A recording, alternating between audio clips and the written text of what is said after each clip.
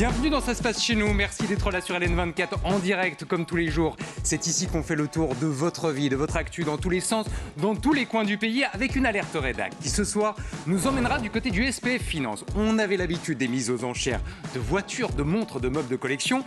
Voilà qu'on met désormais aussi aux enchères des chevaux. Et forcément, le monde de défense animale se réveille et bouscule un petit peu cette idée avec des propos et un débat à la clé. Nous prendrons aussi le thermomètre et le pouls de la Belgique ce soir. Un thermomètre qui nous emmène à Theux où un camp scout a été tout simplement vandalisé. Dans tous les coins et dans tous les recoins, ils ont perdu des milliers d'euros. C'est un phénomène qui est peut-être en augmentation et sur lequel on pointera le doigt ce soir. Enfin, les visages du jour parmi lesquels le ministre, un habitué de cette émission, le ministre David Clarinval, qui est pour le retour du cash. Oui, le cash, parce que dit-il, c'est notre liberté, on n'a pas besoin d'être fliqué et surveillé partout. Le cash doit-il faire son retour dans notre portefeuille? On en parlera ce soir avec la table et bien sûr avec vous. Ça se passe chez nous, épisode numéro 14. Je vais vérifier son portefeuille dans un instant. Bonsoir Michel Casselenbogen. Bonsoir. Je ne vous demande pas si vous êtes un homme de cash. Vous êtes cash, vous l'avez prouvé plusieurs fois dans cette émission et c'est déjà ça. Directeur du théâtre Le Public. Bonsoir Camille Terlinden. Bonsoir. Merci d'être là. Vous êtes un des visages de la rédaction d'LN24 et vous nous rejoignez évidemment pour débattre ce soir autour de la table au même titre qu'un autre habitué, Thibaut Vanov. Bonsoir. Bonsoir. Journaliste à l'ADH, merci de faire partie de l'équipe du soir. Et puis, un homme qui s'est peut-être perdu. Bonsoir Mourad. Bonsoir. Mourad Zegendi, que vous connaissez évidemment. Son visage vous est familier. Et pour cause, vous l'avez croisé dans Les Barons, vous l'avez croisé dans Taxi 4, mais aussi évidemment dans Dickeneck. Ça va, Polak? Fais-moi un grand paquet de frites avec sauce, s'il te plaît. Avec quelle sauce? Je sais pas, moi, sauce Dallas. Même la sauce, ça part. Et 3 boulettes avec. Omar, la sauce, ça part ou sur les frites? Sur les boulettes. Et tu mets 6-7 fricadelles aussi. Cette fricadelle avec... Mettez 10 bières, s'il vous plaît, 10 vedettes. Comment il est à l'aise, lui? T'es aveugle ou quoi? J'étais juste en train de commander des bikis. Tu joues avec ta vie, toi. Je pense qu'on l'a revu 25 fois aujourd'hui avec l'équipe. On est toujours en train de se marrer. Du coup, quand il a fallu créer un comedy club, vous l'avez appelé Dallas Comedy Club. Exactement, comme ça, la sauce. Ça coulait de source. Et si vous êtes là ce soir avec nous, c'est pour débattre, évidemment, mais pour parler aussi d'un 21 juillet très particulier au Dallas Comedy Club. Ah oui, on aura l'occasion d'en reparler dans quelques instants. Mais d'abord, place à la une du jour.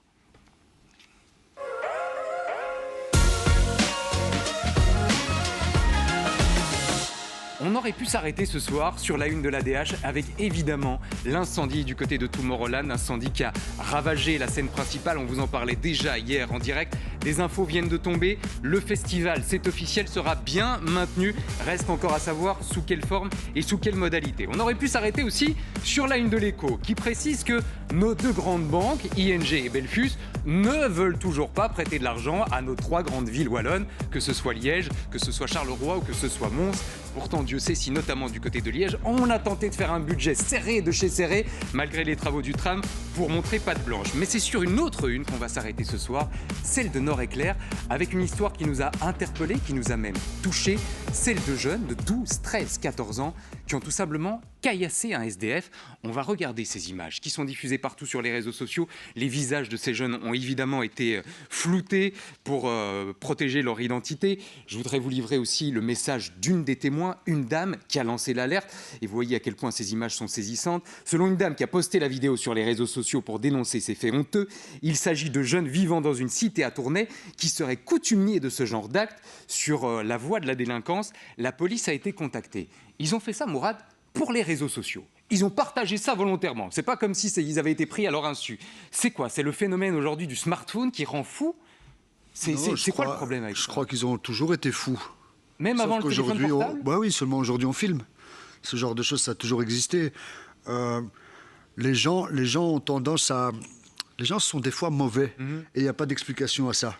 Je ne sais pas comment l'expliquer et ça peut arriver partout dans les quartiers évidemment, dans les cités mais aussi bien dans les quartiers huppés. Il suffit que les gens ont bu un verre ou qu'ils aient pris une drogue ou j'en sais rien, mais des fois les gens, pour s'amuser, j'aime pas dire les jeunes parce que c'est un terme générique que j'aime pas, les gens peuvent faire des choses honteuse. Comme, enfin, donc pour j'ai être pas très les mots clair, pour expliquer ça. vous, Mourad, le téléphone portable, les réseaux sociaux ne sont que le révélateur de cette folie qui existe depuis toujours, quelque part. Et surtout, c'est le révélateur de ça, parce qu'aujourd'hui, on filme, donc on le voit. Mais le problème, c'est qu'il y a des gens qui like aujourd'hui et qui aiment regarder ça. Donc il y a un phénomène de voyeurisme en plus de la violence. Je sais pas, on vit une drôle d'époque. On va essayer de savoir dans un instant avec Louis qui sont ces jeunes et ce qu'ils risquent aussi par la même occasion. Vous partagez ce constat, Michel, que c'est une jeunesse qui a toujours fait des conneries, simplement aujourd'hui ces conneries sont visibles alors que par le passé elles ne l'étaient pas. Non, enfin, je suis d'accord avec ce qui vient d'être dit, totalement.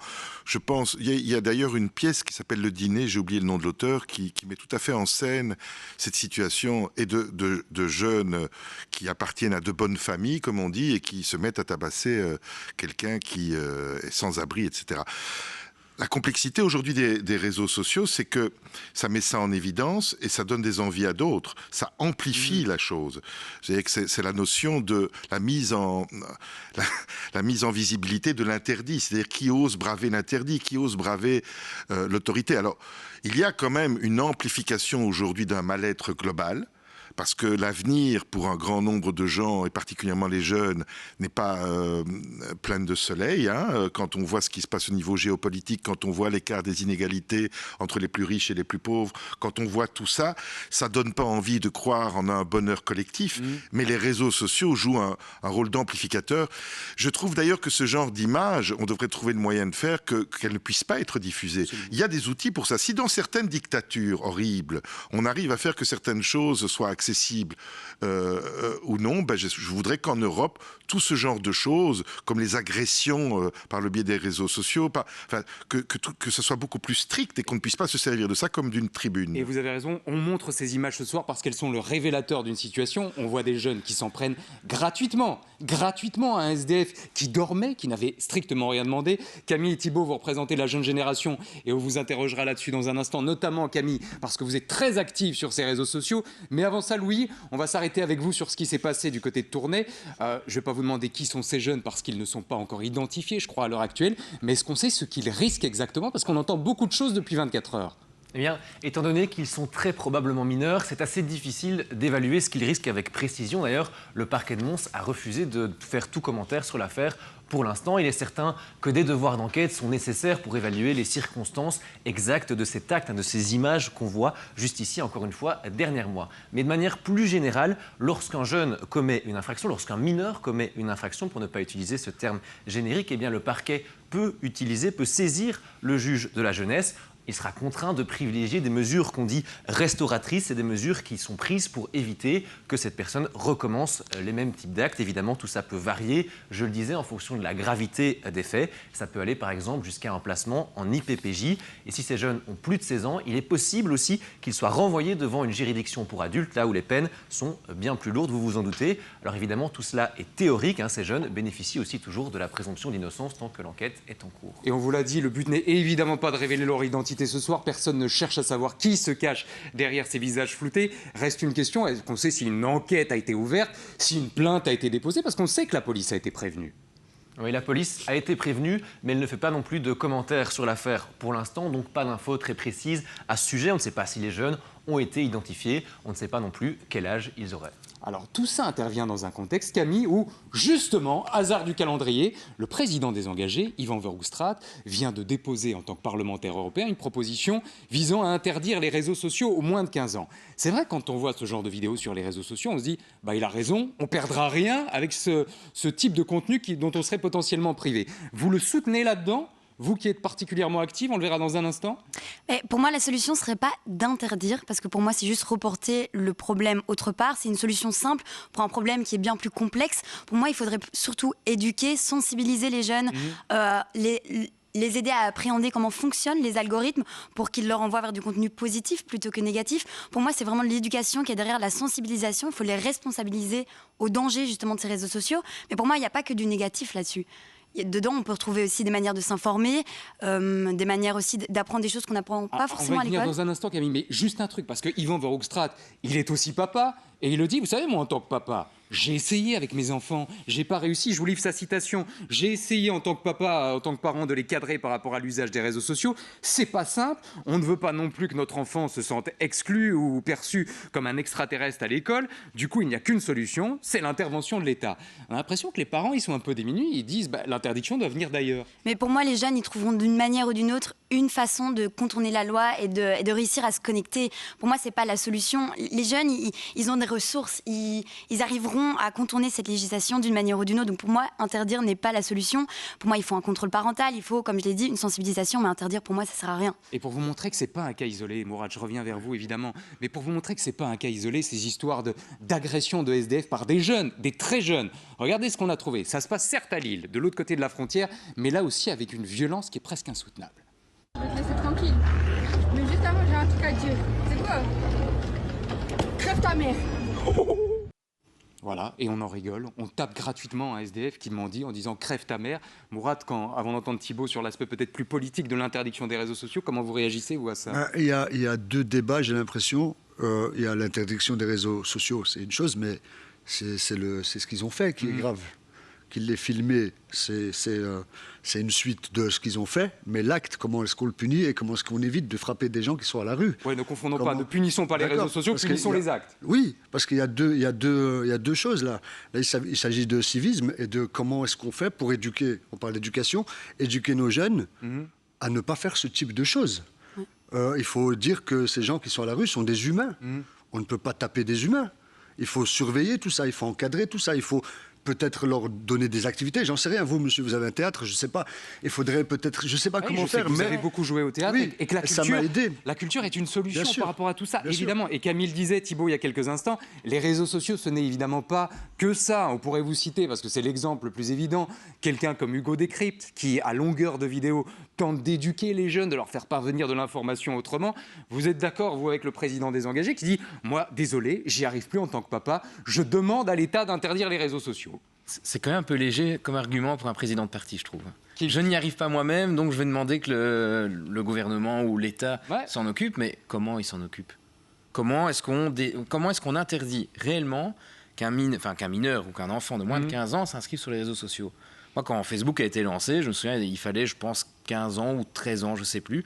Il suffisait de changer la date de naissance et on s'inscrivait sur Facebook et c'était fait. Moi, je suis de cette époque-là, juste après. Ils nous disent aujourd'hui que via It's Me ou via d'autres plateformes, il y aurait moyen de vérifier l'âge réel et pas seulement déclaratif. Vous y croyez pas, vous? Non, moi, je pense que les jeunes sont très malins, plus malins que ce qu'on pense. Souvent, on est parfois largué avec des trucs sur Internet. Il suffit d'avoir une trentaine d'années, parfois de se rendre compte qu'à connaître des neveux, des nièces qui ont 15 ans, qui connaissent beaucoup plus de choses sur les réseaux, qui suivent des comptes dont on n'a jamais entendu parler. Ils vont, quoi qu'il arrive, contourner l'interdit. Ils vont trouver des moyens, comme nous on trouvait. Oui, je pense qu'ils vont contourner l'interdit. Et je ne pense pas que l'interdiction soit une bonne solution. Je pense qu'un média, c'est un média. C'est la manière dont on l'utilise. On pourrait aussi interdire la télé aux moins de 15 ans si on passait tel type d'image ou quoi. Donc non, c'est comment... Bien sûr qu'il y a une problématique d'éducation et ça ne fait que s'amplifier parce que je pense qu'on a une éducation qui n'est plus en ligne progressivement avec le monde dans lequel on vit et que donc par exemple le civisme qui devrait être peut-être la première matière à enseigner n'est pas celle qu'on enseigne. Le savoir-vivre, l'empathie de l'autre, le droit à la différence, enfin, toutes ces choses qui font qu'on n'en arrive pas à taper sur quelqu'un qui est différent de soi. Vous parliez tout à l'heure du théâtre, oui, entre autres dans notre théâtre, mais on n'est pas les seuls. Depuis 15 ans maintenant, on fait du théâtre avec les primo-arrivants. Parce qu'en fait, c'est une logique de reconnaissance. Quand vous êtes sur une scène et que tout le monde vient vous voir du quartier ou d'autres gens, eh bien, vous êtes reconnu. Et une fois que vous êtes reconnu, vous avez moins de problèmes. Parce que tout ça est lié à des problèmes de reconnaissance à un moment donné. C'est des gens qui se disent « je ne suis rien et je vais montrer que je suis quelque chose ». Je ne suis pas psychanalyste, mais j'ai l'impression que ça participe à ça. Donc non, pas interdire à partir d'un certain âge. En plus, vous avez des jeunes qui à 15 ans sont pratiquement des adultes et d'autres qui à 16 ans sont encore des enfants. Donc derrière tout ça, non, c'est plutôt... Qu'est-ce qu'on permet de diffuser ou pas? Ici, vous êtes journaliste, il y a un directeur d'antenne, on passe pas n'importe quoi. Il y a une réflexion sur ce qu'on montre et on ne montre pas. Et je veux dire qu'il y a des choses qui ne doivent pas passer à la télé, des actes qui ne doivent pas passer. Maintenant, regardez toutes les séries qu'on nous montre sur tous les réseaux, la violence qu'il y a aujourd'hui dans tous les films. Je me permets de rappeler, Michel, qu'en télévision, il y a une signalétique. Il y a des moins de 10, il y a des moins de 12, il y a parfois des moins de 16, quand effectivement les contenus ne sont pas adressés à ce type de public. Camille, je me permets une question question plus personnelle. On a évoqué votre statut quasi d'influenceuse, on peut le dire, en plus de votre statut de journaliste. Vous avez des réseaux sociaux très actifs, avec des milliers et des milliers d'abonnés. Si demain on les interdit aux moins de 15 ans, ça ne va pas faire vos affaires, ça. Déjà, je trouve que le terme influenceuse est vu assez créatrice péjoratif. De contenu. Oui, voilà, je préfère créatrice de contenu parce que pour moi, le terme influenceuse est assez péjoratif. Mais personnellement, moi, ce ne serait pas une grosse perte parce que quand j'analyse les statistiques de mon audience, ça va plutôt de 18 à 25 ans, donc ça ne me concernerait pas directement. Mais je pense que ce n'est vraiment pas la solution. Pour moi, il faudrait plutôt une approche intelligente, peut-être même des cours à l'école de sensibilisation aux réseaux sociaux. On leur apprend à se diriger vers les bons algorithmes, à suivre des choses intelligentes, pertinentes, à apprendre qu'il ne faut pas banaliser la violence. Pour moi, en fait, enlever les réseaux sociaux, ça n'enlèvera pas la violence, ça enlèvera peut-être juste le spectacle de la violence, l'effet amplificateur. Mais par rapport aux réseaux sociaux, pour moi, c'est aussi une manière chouette de s'informer. Moi, par exemple, il y a ce contenu-là sur TikTok, c'est à vocation de divertissement, mais à côté de ça, j'ai créé une page Instagram qui s'appelle profitez-en, c'est le petit moment promo de Camille. Exactement, allez écouter son podcast. Je file ça ici. Donc ça, c'est une page Instagram où je fais des capsules vidéo de décryptage de l'actualité, et ça, ça vulgarise l'actualité. Et je pense que ça peut toucher aussi les jeunes et c'est une manière intelligente d'utiliser les réseaux sociaux d'une manière positive et pertinente. Et il n'y a pas que du négatif. Vous savez quoi ? On mettra même le lien de votre podcast et de votre page Instagram sur les réseaux sociaux d'LN24 pour qu'on puisse le retrouver. Il y a ces visages floutés, hélas, au cœur de l'actualité. Il y en a d'autres et ils sont aussi de chez nous. Avec 3 visages qui font une nouvelle fois la une ce soir, le visage de David Clarinval, notre ministre de l'économie et de l'emploi, qui veut le retour du cash, le visage de Meckel, du côté de Verviers, il était en vacances à Middelkerk, il s'est fait un peu bastonné par des policiers et il crie au scandale anti-wallon. Et puis le visage de Jacques Gobert, le bourgmestre de la Louvière, qui est effrayé par le fait qu'on s'attaque, qu'on détruise une chapelle de sa région. Démarrons avec David Clarinval, notre ministre de l'Emploi, habitué de cette émission, puisqu'on en parlait hier, il s'est fait réveiller un peu tôt, en tout cas sa famille s'est fait réveiller un peu tôt par des syndicalistes. Hier, il était du côté d'une société qui propose des solutions sécurisées pour mettre votre cash à l'abri, y compris pour les commerçants. Et il a tenu une phrase qui nous a un petit peu interpellés ce soir. Avec le digital, c'est-à-dire quand on paye par carte, par application, une traçabilité est toujours possible. Dans ce monde, on n'est pas toujours obligé d'avoir une traçabilité complète. En tant que libéral, je suis attaché à la vie privée. Vous n'avez pas peur, Mourad, que ce soit le retour de l'argent noir avec tout ça ? Il nous dit, en gros, on a besoin du cash et moi, j'ai pas envie d'être tracé en permanence et qu'on me dise d'où vient mon argent, etc. Le retour de l'argent noir. Je sais pas. C'est un titre d'un livre. Ouais, exactement. Ou d'une pièce de théâtre. Oui. Le retour de l'argent noir ou blanc ou peu importe la couleur de l'argent, il faut que les gens puissent faire ce qu'ils veulent avec ce qu'ils ont gagné. Moi, je suis partisan de ça. Après, dans les limites de ce qui est légal, évidemment, puisqu'on est à la télévision, donc je ne peux pas dire autre chose. Mais les gens... On parlait de dictature tout à l'heure. Là, on est vraiment dans un... Si on commence à savoir ce que toi, tu as en poche, qu'est-ce que tu fais, qu'est-ce que tu as fait hier et pourquoi tu as acheté ça, on est mort. Donc le cash, c'est la liberté pour vous ? Vous êtes d'accord avec lui ? Les gens travaillent non-stop. Ils ont de l'argent, ils payent leur loyer, leur machin. Ils ont le droit d'acheter une glace. Il ne faut pas qu'on leur dise non, il faut en acheter qu'une et pas 2. Alors, on vous a posé la question à vous avant d'entendre Camille. Est-ce que vous avez encore besoin de cash aujourd'hui ou vous pourriez vous en passer ? Absolument pas. J'ai toujours dit à mon mari, il faut toujours avoir du cash à la maison, car on ne sait jamais si les serveurs de banque contact ou quoi que ce soit pour l'argent payé avec sa carte de crédit ne fonctionne pas. Bon, moi, je pourrais toujours acheter à manger. Je pense qu'à partir du moment où on a un compte en banque, on peut vivre sans cash. On a un salaire qui tombe dedans, évidemment, régulièrement. Après... je ne sais pas si c'est une bonne idée de ne plus avoir de cash pour certaines personnes.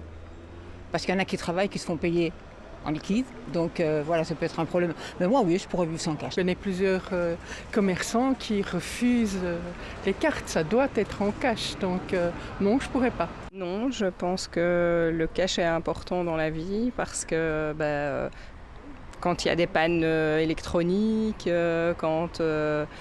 on n'a pas toujours l'occasion de pouvoir payer des petites choses avec une carte. Voilà.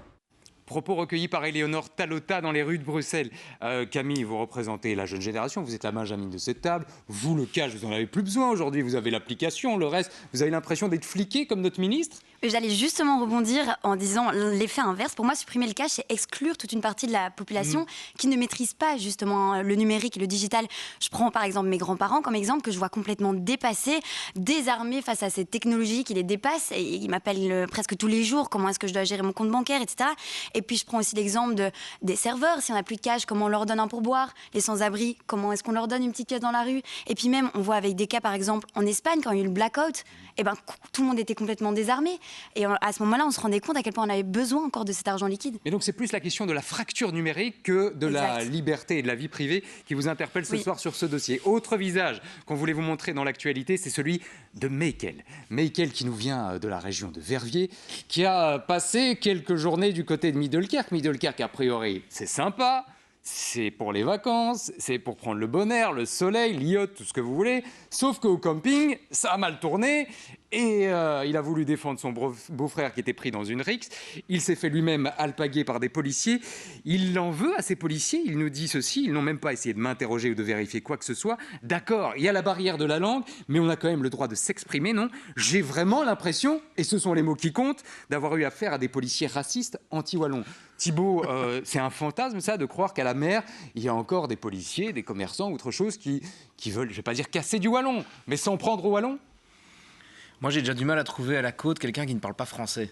Dans les commerçants, la police, généralement... Ils parlent tous français? Souvent. Hein. Surtout les commerçants. Parce que certains se plaignent parfois du comportement des uns et des autres. Ça peut viser les francophones quand ça ne les arrange pas. Quand il s'agit de remplir une bonne table dans son restaurant, là, il n'y a pas de problème pour parler en français. Et généralement, les policiers... Généralement, les néerlandophones, les flamands parlent beaucoup mieux français que ce que nous, on parle. Donc cette accusation de policier anti-wallon, soyons francs, vous n'y croyez pas une minute? C'est pas que j'y crois pas, ça peut arriver. Mais en général, on ne va pas en faire une généralité. C'est ça que je veux dire.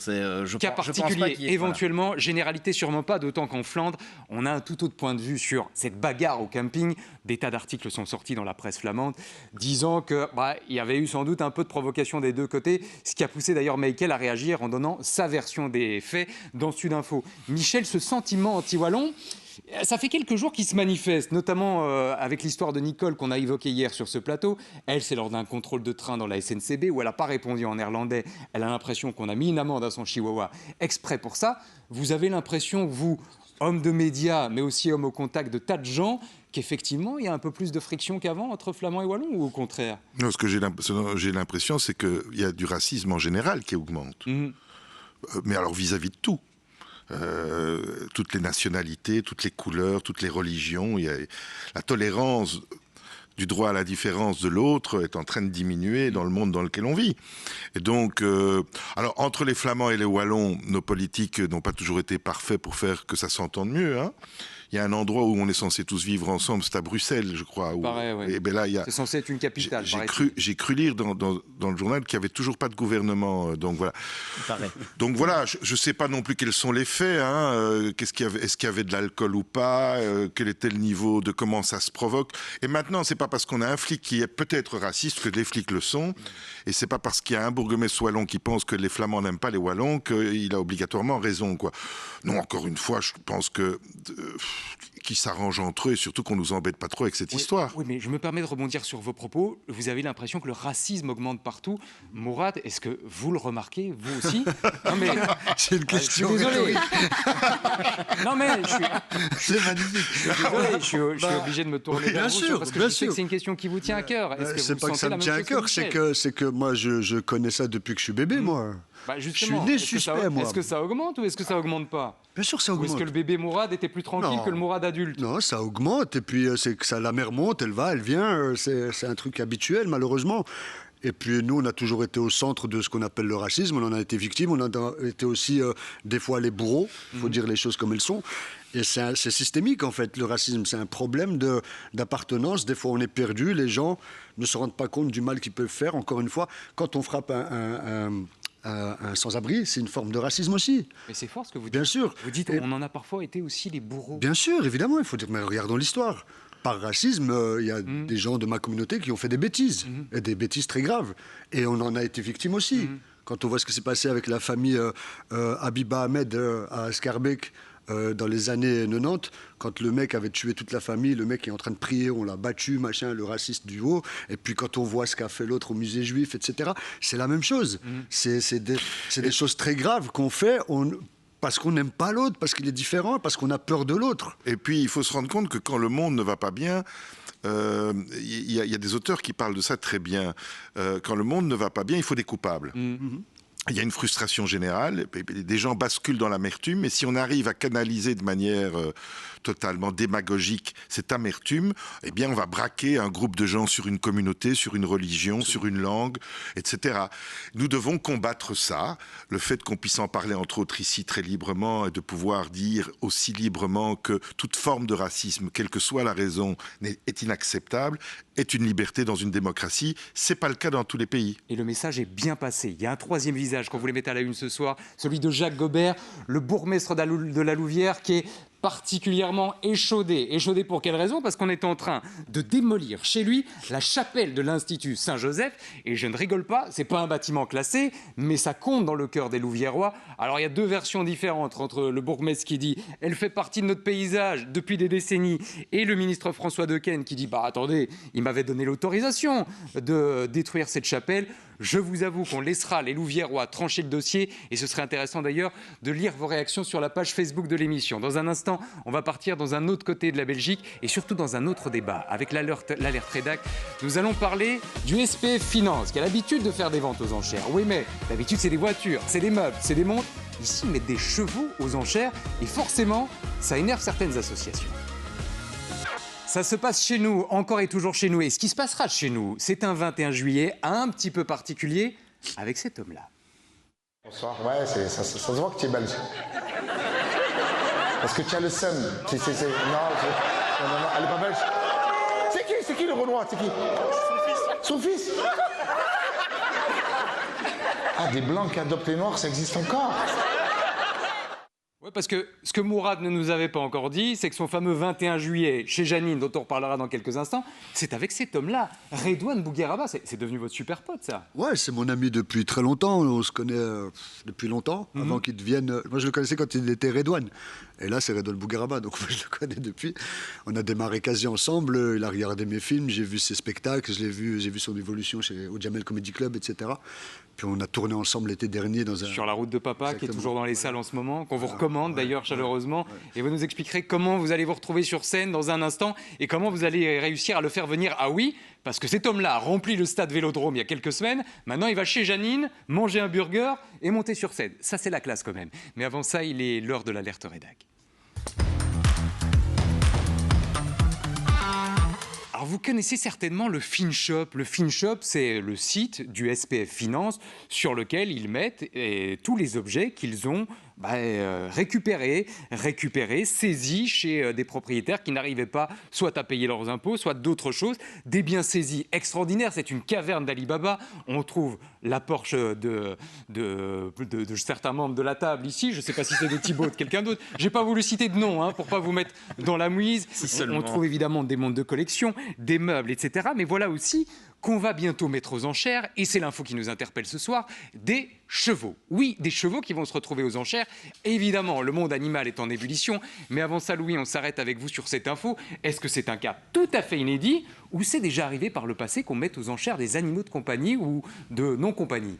Eh bien non, ce n'est pas un cas inédit, même si le SPF Finance explique que c'est quand même vraiment très très rare. La personne que j'ai eue au téléphone n'avait vu ça qu'une seule fois dans sa carrière et c'était là aussi des chevaux. Aucun autre animal n'a été vendu de la même manière d'après ce qu'on m'a dit. Et c'est vrai que vous avez raison, d'habitude c'est plutôt des objets comme ceci, des voitures, des meubles, des choses en tout genre. Je vous conseille de faire un tour sur le site, on y trouve de tout avec certains objets qui ont quand même beaucoup de valeur, des montres très très chères par exemple. Et c'est justement ce qui motive ici cette vente de chevaux. Comme ces chevaux qu'on voit ici à l'écran peuvent parfois valoir cher, eh bien à la demande de la justice, le SPF Finance les met en vente pour récupérer un peu d'argent finalement. Alors on a vu cet immense entrepôt dans lequel étaient logés des tas d'objets de collection et de grande valeur.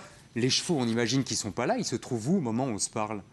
Oui, non, je vous rassure, ils ne sont pas dans l'entrepôt en train d'attendre leur nouveau propriétaire. Ils se trouvent du côté de Chaumont-Gistoux. D'après ce qu'on m'a expliqué, ils sont en pension. Il y a donc des personnes qui s'en occupent, comme les chevaux qu'on pourrait trouver dans un manège. Pour le moment, ils sont d'ailleurs en prairie dans laquelle ils gambadent, même si on nous explique du côté du FPS qu'il est temps que ces chevaux soient vendus pour qu'ils puissent retrouver un nouveau propriétaire, travailler, bouger, réaliser des activités, en tout cas pour ceux qui ne sont pas blessés. Aujourd'hui d'ailleurs, les intéressés pouvaient venir voir ces chevaux à Chaumont-Gistoux. Apparemment, ils étaient nombreux et le 24 à 10h, eh bien, la vente commencera officiellement. Et avant de vous entendre autour de la table, je voudrais qu'on s'arrête sur la colère des associations de défense animale, notamment François Hacher, qui est l'une des grandes voix de ce secteur. Ce n'est pas parce que c'est légal que c'est moral. Il y a une vraie hypocrisie dans ce discours. On parle de bien-être animal, mais on agit comme si c'était des meubles. On est aussi parti à la rencontre de Gaïa avec Éléonore Talota aujourd'hui. Ils étaient tout aussi remontés ou presque. Aujourd'hui, on a un État qui va vendre des animaux aux plus offrants plutôt que de vendre des animaux à ceux qui conviennent le mieux, qui peuvent offrir les meilleures conditions aux animaux. Et ça, c'est évidemment pas acceptable d'un point de vue éthique et moral. Au-delà de ça, on n'a aucune condition en matière de responsabilité de l'adoptant potentiel, etc. C'est un cahier des charges comme si c'était n'importe quel bien meuble. On a un animal blessé qui est aussi mis en vente. Alors ça, c'est problématique aux yeux de la loi. On a interpellé le SPF Finance sur la légalité de l'annonce, puisque la publicité sur les animaux est strictement encadrée en Wallonie. Et ici, il semble que ce ne soit pas le cas, que les conditions n'aient pas été respectées. Et donc on attend une réponse du SPF Finance à ce sujet. Et vous aurez la réponse du berger à la bergère ou de la bergère au berger dans un instant avec la porte-parole du SPF Finance. Mais d'abord, Thibault, est-ce que vous êtes aussi un peu éberlué de voir qu'on met des chevaux, des animaux aux enchères ? Si ce sont des chevaux, peut-être des pur sang ou de races bien particulières, ce sont déjà des chevaux qui sont souvent vendus, parfois plusieurs fois dans leur vie, pour participer à des concours, soit de beauté, des concours hippiques. Donc, il n'y a rien de neuf. Ce qui est neuf, c'est que c'est le SPF Finance. C'est le SPF Finance qui s'en occupe. Donc finalement, il ne fait que répercuter ce qui se passe déjà dans d'autres milieux. Ce que dit Sébastien de Jong est intéressant aussi, parce que c'est vendu comme un objet. Et donc on ne sait pas à qui ça va être vendu. Il suffit de mettre beaucoup d'argent sur la table. Mais est-ce que dans le commerce classique des chevaux, il y a des permis, il y a des vérifications. On parle maintenant qu'il faut aller à la commune chercher un permis quand on a un animal de compagnie, un chat, un chien ou autre. Mais on n'est pas obligé d'y aller non plus. Donc les choses se mettent tout doucement en place à ce niveau-là. Mais moi, ce qui m'intéresserait de savoir, c'est le reste du circuit. C'est en dehors du SPF. Ici, on parle de 3 chevaux, c'est assez. Oui, comment ça se passe pour tous les autres ? L'État aussi doit montrer l'exemple, donc devrait quand même mettre des garde-fous en disant voilà, c'est au plus offrant, mais respectant qu'il y ait des box suffisamment grands, des prairies, qu'on sache qu'on va faire des chevaux. Ça m'aurait semblé quand même un peu plus logique et ça aurait évité une histoire comme celle-ci. Mais dans l'absolu, finalement, la loi semble être respectée et c'est... De nouveau, je reviens sur la citation de François Hacher. C'est légal, mais c'est pas forcément moral. Avant de vous entendre, Camille, la réponse de Florence Angelici, porte-parole du SPF Finance, qui évidemment avait une bonne réponse à toutes ces accusations.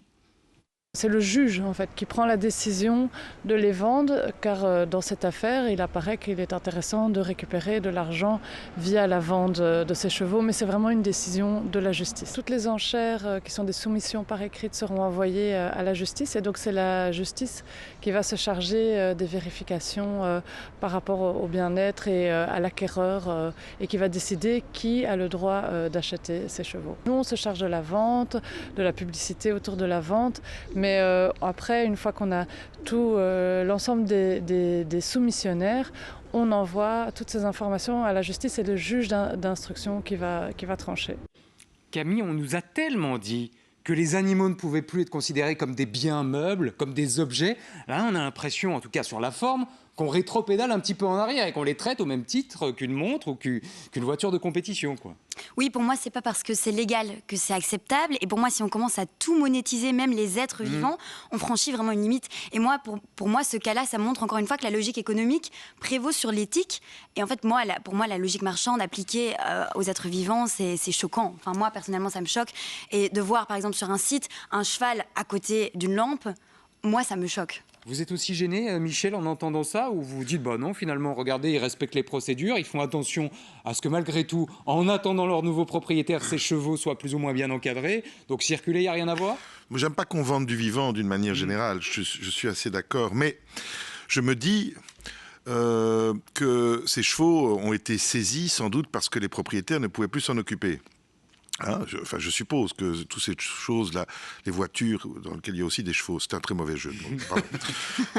Pardon, je ne veux pas du tout... C'est le droit d'aînés, vous avez le droit. Excusez-moi. Faut qu'ils viennent, oui. Oui, je vais me faire avoir là-dessus. Mais enfin bon, non, j'aime pas qu'on vende du vivant parce que c'est en effet, il y a une notion d'éthique derrière. Mais à partir du moment où, en effet, un cadre définit le bien-être de l'animal derrière, je préfère que ce soit quelqu'un qui acquiert ce cheval qui le fasse vivre dans de bonnes conditions que de devoir augmenter les impôts de toute la société pour pouvoir continuer à faire vivre ces chevaux au sein de l'État. Qu'est-ce qui se passe si personne ne les achète avec ces chevaux? Quelqu'un doit s'en occuper. Il y a des coûts. Alors, on veut aujourd'hui que l'État prenne tout en charge, mais il y a des limites à ça à un moment donné. Donc, si ces chevaux qui font partie d'une propriété privée au départ et pas d'une propriété publique, sinon ils ne se retrouveraient pas au SP Finance. Si ces chevaux sont bien pris en charge, j'espère que ce juge ne cédera pas le cheval au plus riche, mais à celui qui s'en occupera le mieux. Et je vous dis, on attend avec impatience, et à mon avis toutes les associations aussi, la photo des nouveaux propriétaires avec ces fameux chevaux pour que tout le monde soit rassuré. Ça bouge, vous l'avez compris, au SP Finance, mais ça bouge aussi partout ailleurs dans le pays.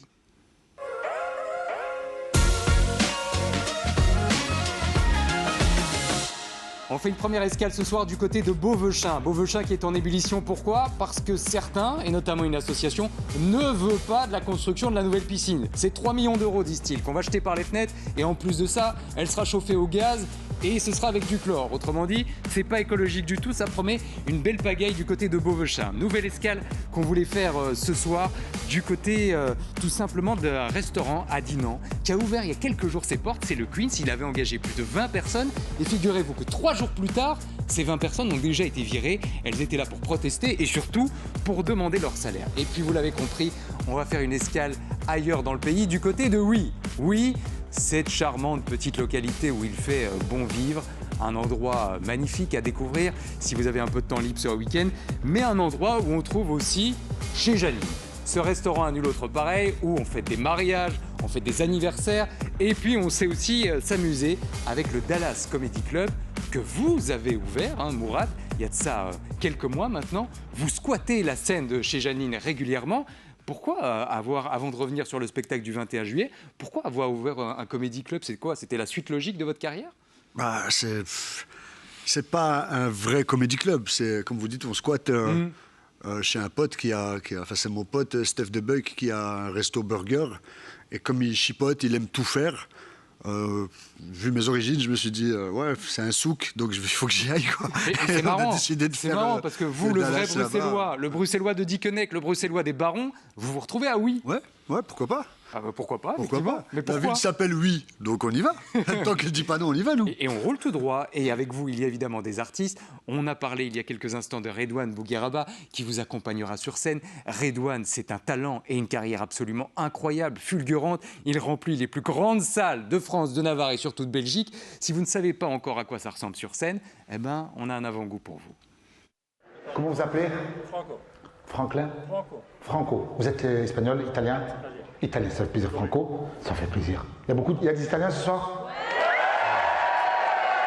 C'est vrai, la Belgique, c'est un mélange d'Italiens, d'Espagnols, de Portugais, de Congolais, de Rwandais, de Marocains, d'Algériens, d'Albanais. Est-ce qu'il y a des vrais Belges, à part madame? Est-ce que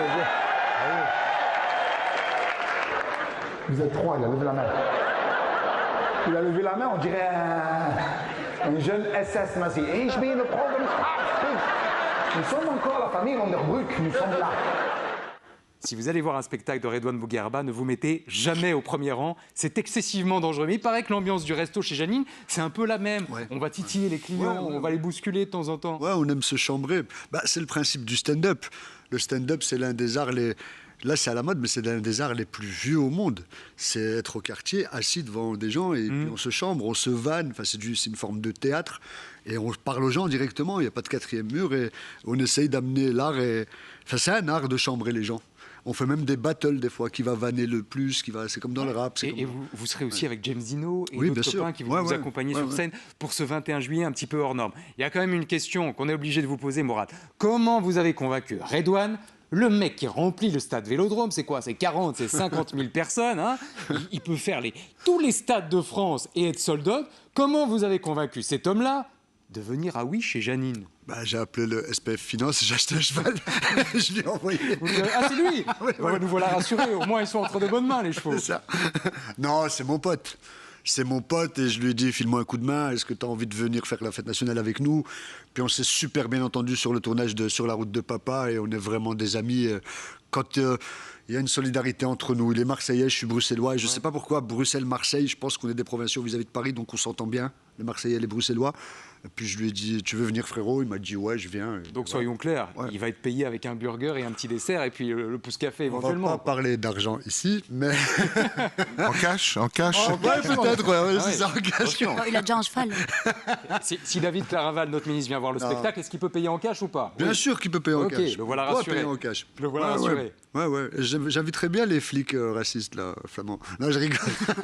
On va encore avoir des ennuis. On va s'occuper d'eux. On va encore avoir des ennuis. Mais tout le monde est bienvenu à Oui. C'est le 21 juillet. C'est un 21 juillet pas comme les autres. C'est une fête nationale pas comme les autres, à laquelle un Marseillais va donc participer. Et ça, c'est quand même assez exceptionnel. Est-ce qu'il reste encore des places? Parce que c'est la question que tout le monde se pose. Il reste des places, mais très peu. Vraiment très peu. On est quasi sold out et on va pousser les murs, quoi.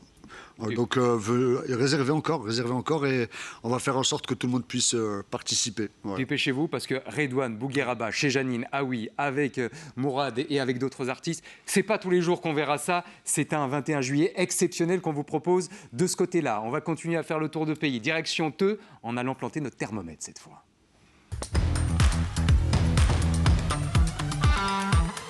On est dans la ville de Theux, dont on a décidément beaucoup parlé cette semaine. Petite localité, là encore, très tranquille et particulièrement hospitalière, normalement, pour les camps scouts, les mouvements de jeunesse qui ont l'habitude de s'installer là durant l'été. Sauf qu'un camp, et pas n'importe quel camp, un camp avec 72 enfants venus de Stenokerzeel, s'est fait littéralement vandaliser. Pillé. Regardez, vous voyez les artifices qu'on a lancés, vous voyez cette tente qui a été déchiquetée, il y en a plusieurs, il y a des dégâts d'ailleurs pour plusieurs milliers d'euros. On va évidemment faire un point là-dessus avec Louis Dominé dans un instant, mais d'abord, je sais Camille que vous revenez d'un camp des mouvements de jeunesse, vous tombez sur cette info en rentrant, vous vous dites, mais c'est quoi ce délire? Ou alors, quand on est dans les mouvements de jeunesse aujourd'hui, je ne vais pas dire qu'il faut s'habituer à ce genre de risque, mais presque. Pour moi, voir des images comme ça, c'est terrible. Parce que j'ai l'impression qu'il y a de plus en plus un antiscoutisme et je trouve qu'on devrait plutôt resserrer le lien que creuser le fossé. Parce que pour moi, les mouvements de jeunesse, vous l'avez dit, je l'ai fait pendant des années, j'ai été chef pendant des années. Pour moi, on y inculque des valeurs magnifiques. C'est un levier puissant pour la cohésion de la société. C'est un moyen de lutter contre les fractures sociales. On promouvoit l'inclusion, la solidarité, le développement personnel. C'est de belles valeurs et je ne vois pas comment on pourrait aller à l'encontre de ça. Alors évidemment, il y a des villages qui se sentent envahis parce que voilà, il y a parfois des prairies qui peuvent être remplies. Alors ça fait du bruit, ça fait des déchets. Mais au fond, les valeurs sont quand même tellement magnifiques. Et puis, il y a des études qui prouvent aussi que les gens qui ont fait du scoutisme, ils sont plus engagés dans la société. Et il n'y a rien à faire. Pour moi, c'est des valeurs extraordinaires. Et je trouve ça dommage de voir qu'il y a des fractures de plus en plus fortes qui se font entre les villageois et justement ces mouvements de jeunesse. Dans un instant, en exclusivité pour le public d'LN24, vous nous direz quel est votre totem, puisqu'un totem, on le garde toute sa vie. On m'a parlé tout à l'heure d'une antilope, vous confirmerez ou pas? Mais avant ça, soyons plus sérieux parce que le dossier est grave et on fait le point là-dessus avec vous, Louis Dominé.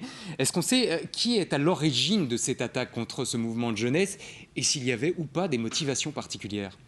Alors il s'agirait d'un groupe de 6 jeunes du coin, comme on dit souvent. Ils seraient venus une première fois dans la semaine, manifestement ivres, provoquer les plus âgés du camp, d'après les animateurs. Et puis 3 jours plus tard, eh bien, ils sont revenus armés de ciseaux et de couteaux. Et les dégâts, vous les avez vus et vous les voyez, ils ont sectionné des tendeurs, troué des toiles, lancé des pétards à l'intérieur des tentes dans lesquelles dormaient des enfants âgés de 12 à 13 ans. Est-ce que les incidents sur les camps scouts, on a évoqué il y a quelques instants avec Camille, une forme d'anti-scoutisme, sont en recrudescence depuis ces derniers mois, ces dernières années? Est-ce qu'on constate effectivement plus d'incidents chez nous?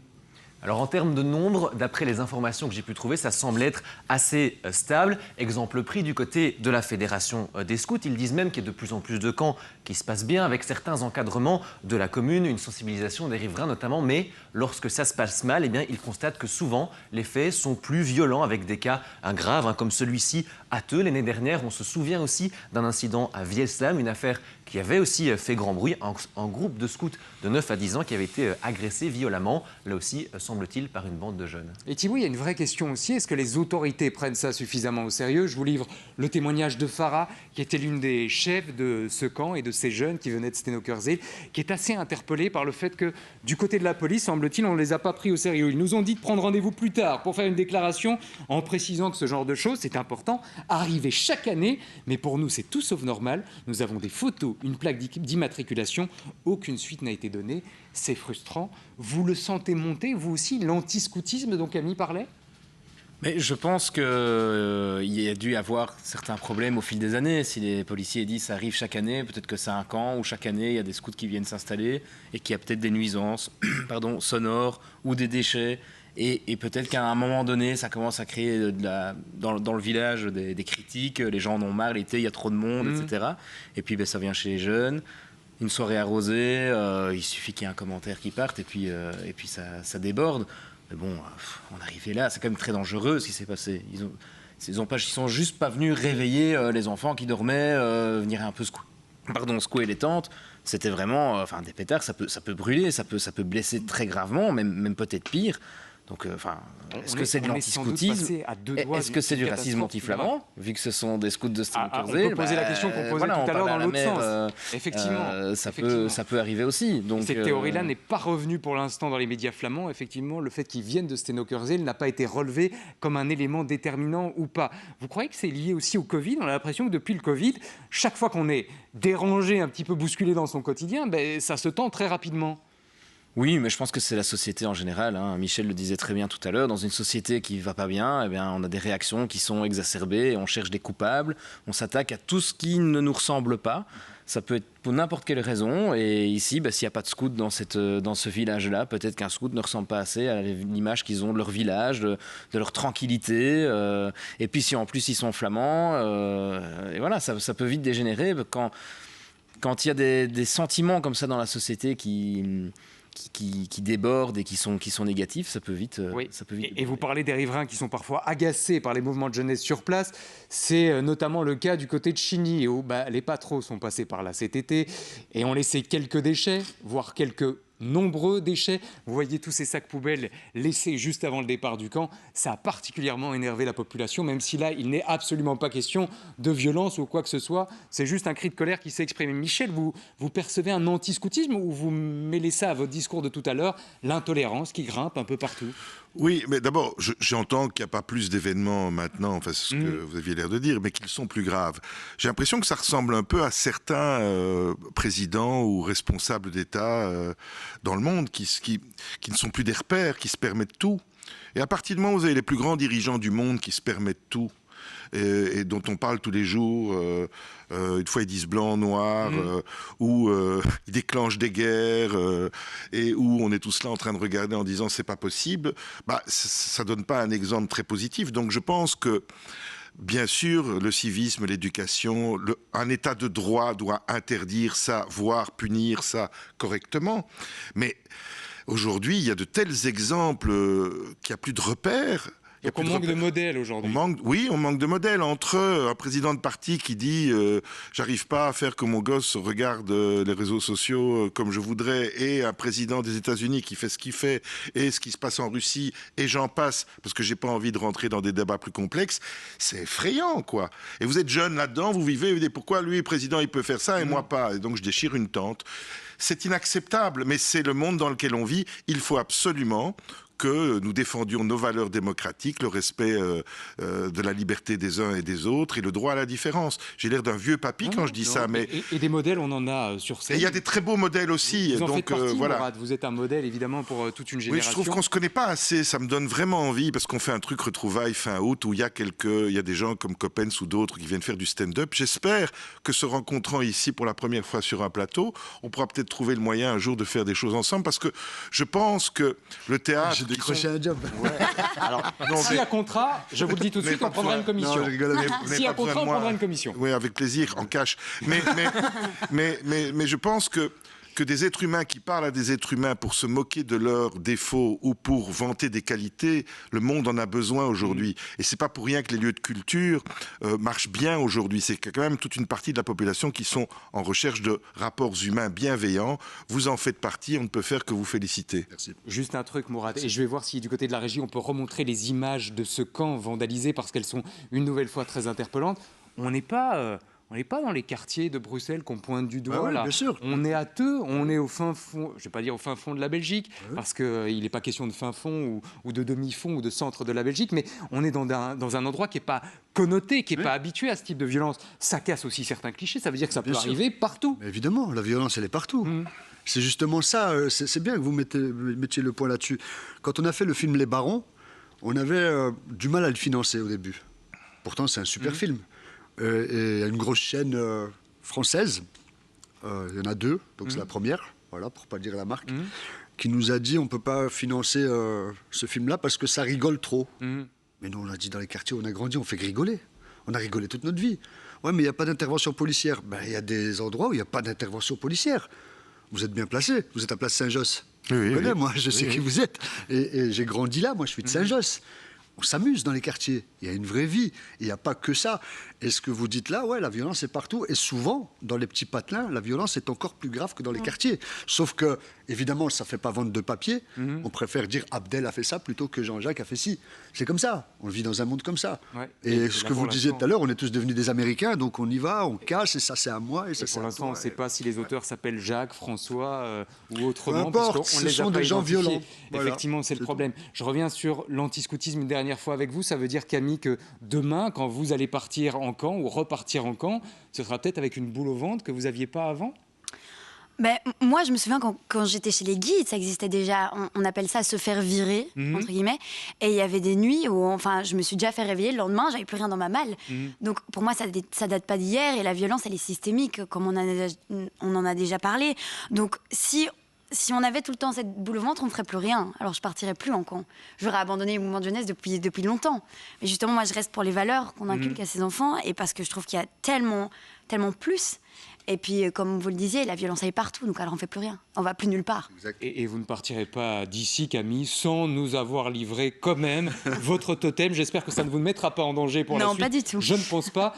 Est-ce vraiment une antilope comme on nous l'a susurré tout au long de la journée ? Oui, mais le nom n'est pas antilope, c'est Dibatag. C'est un petit peu difficile à prononcer. Thibaut Dibatag, vous connaissiez ? Non. Bon nous sommes désormais plus riches d'une Dibatag. Merci Dibatag d'être avec nous. Avec grand plaisir. Dans un instant, les Belges face au monde, parce que oui, l'actualité, elle bouge aussi autour de nous, mais ça nous concerne. Vous êtes sur LN24 et ça se passe chez nous tous les jours.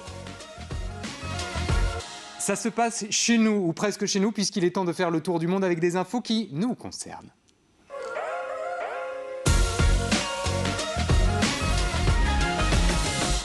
Et on est entre le monde et la Belgique pour vous parler notamment ce soir une nouvelle fois du concert d'Amir prévu aux Francopholies de Spa. 2 artistes supplémentaires se sont décommandés, ont annoncé qu'ils ne viendraient pas en raison de la présence de l'artiste. Le visuel des Francopholies de Spa a par ailleurs été tagué, voire vandalisé durant la nuit. On aurait pu parler aussi de Theo Franken qui, ça y est, notre ministre de la Défense a décidé d'envoyer nos militaires à la frontière russe. Décision importante, même si vous l'avez compris, on n'est pas sur le territoire russe, mais de l'autre côté, du côté européen. Mais c'est sur une info un peu plus inattendue qu'on va s'arrêter ce soir. Les Belges n'ont jamais autant voyagé qu'en 2024. Près de 24 millions de nuitées, c'est 11% de plus qu'il y a un an. Thibaut, moi j'ai l'impression qu'on nous parle de crise depuis des mois et des mois, de problèmes de pouvoir d'achat. Et puis là, voilà qu'on s'aperçoit en lisant le journal que les Belges partent en vacances plus que jamais. Il y a un épisode qu'on a raté ? Pour travailler au service conso de l'ADH et parler entre autres de tourisme, dans tous les secteurs on parle de crise économique, de baisse de pouvoir d'achat, tout le monde fait attention, etc. Et puis quand on parle de voyage, c'est record d'année en année. Ça veut dire c'est quoi ? Un peu inexplicable. C'est le plaisir Je pense que c'est devenu un essentiel dans un monde où on ne sait plus trop quelle place on a, on est un peu dans une morosité. On se dit au moins 1 semaine, 2 semaines, 3 semaines par an, là je vais profiter, je vais me couper du monde, je vais partir.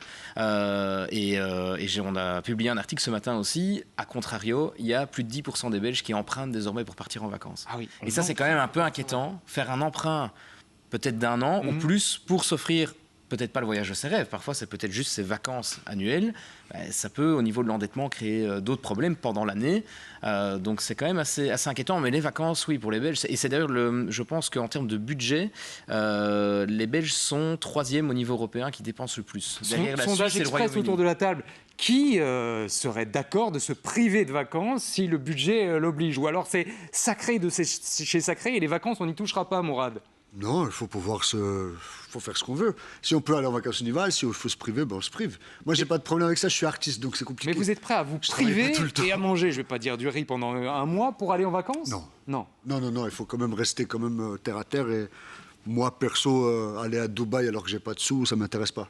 Je préfère manger et faire manger ma famille et rester dans mon jardin, et c'est très bien comme ça. Et aller, oui, chez Janine, prendre un bon burger à l'occasion aussi. Michel, vous pourriez vous priver de vacances ou c'est intouchable comme pour la plupart des Belges?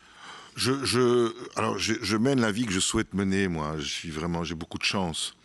Donc je n'ai pas, à ce stade de ma vie, voyez-vous, nécessairement le besoin de partir en vacances. Je peux trouver ça super sympa et ça m'arrive, mais c'est beaucoup moins nécessaire qu'il y a quelques années. Maintenant, je pense que le Covid a quand même fort joué là-dessus. Il y a eu une privation de liberté importante et puis il y a eu derrière cette privation de liberté des manques de moyens pendant 1 an ou 2 parce que plein de gens ont dû se refaire parce qu'ils n'ont pas pu gagner ce qu'ils gagnaient avant et ça se lâche un peu maintenant comme une espèce de rattrapage. Et puis vous le disiez, je pense que pour beaucoup de gens la vie n'est pas drôle, la vie n'est pas drôle, l'avenir n'est pas drôle, alors il faut essayer d'en profiter et il y a un peu un côté fuite dans les vacances qui doit jouer actuellement dans le contexte mondial. Voilà. Moi, je pense que j'aimerais savoir combien de Belges n'ont pas les moyens de partir en vacances. Ah ben déjà, les 10% qui empruntent, a priori. Oui, mais pour emprunter, il faut déjà... Il y a une dizaine de pourcents des Belges qui ne partent jamais en vacances. Je dis, voilà, c'est plutôt à eux que je pense, parce que ce sont des gens qui doivent avoir une vie très difficile, pour autant parce qu'ils sans doute, ils ne partent pas parce qu'ils n'ont pas les moyens. Et le fait que des gens n'aient pas la possibilité de pouvoir voir le monde, visiter des choses qu'ils ne connaissent pas, s'ouvrir l'esprit en découvrant ce qui est différent de son quotidien et de nous, je trouve ça assez triste. Et pour savoir si Camille est partie en vacances ou pas, vous irez voir sur ses réseaux sociaux et notamment sur son compte Instagram parce que c'est là que se trouve la réponse. Merci Michel, merci Camille, merci Thibaut, merci Mourad. On vous retrouve évidemment avec ce 21 juillet exceptionnel du côté de Oui chez Janine avec Redouane Bougueraba. Ce sera un 21 juillet. Je peux dire les autres artistes aussi, c'est important. Oui, évidemment, James Dino notamment. James Dino, Sacha. Non, pas Sacha, il y a James Dino, comment il s'appelle, Ahmed Boudrouz, Fabio et DJ Dadike qui va nous faire une fête incroyable à la fin. Ouais, donc vous ne serez pas rentré à minuit. Sachez-le, quand vous prendrez la route de Oui, prévoyez un petit logement sur place ou dormez dans la voiture avant de reprendre la route. Ce soir, vous avez rendez-vous avec C'est ça la vie à 19h, avec Doc Choc et Camille à 20h, et puis avec Bonsoir les stars à 22h. On vous souhaite une belle soirée et on vous dit à demain, même heure, même endroit. Salut.